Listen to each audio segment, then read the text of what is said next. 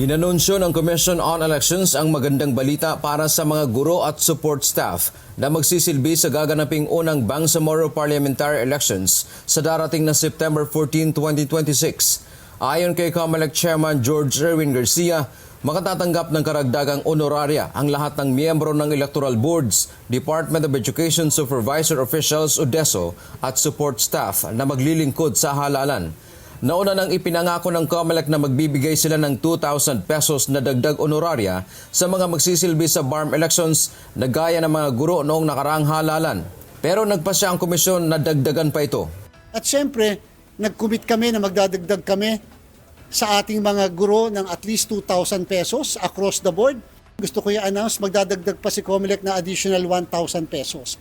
So more or less 3,000 po ang madadagdag na honoraria ng lahat ng mga electoral board members.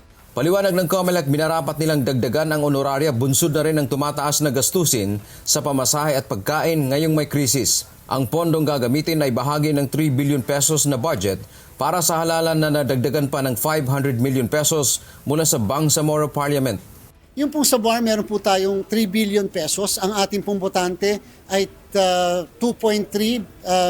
million na mga botante. Buti na lamang po ay nagbigay sa amin ng dagdag na tulong ang ating pong Bangsamoro Parliament sa pangunguna ng Chief Minister, 500 million. Nagdesisyon po ang inyong COMELEC na hindi tayo papayag sa kauna-unahang halalan pa naman ng parlamento ay ganun kadami pa rin ang botante sa bawat presinto. Dahil binigyan naman po kami ng dagdag na gastos, na panggastos ng Bangsamoro, gagawin po namin ang bawat presinto more or less 4,882 na presinto yan sa buong Bangsamoro ay gagawin po namin 600 lang ang mga botante. Dantiamento UNTV, News and Rescue. Diyos ang aming sandigan, serbisyo publiko ang aming pinahahalagahan.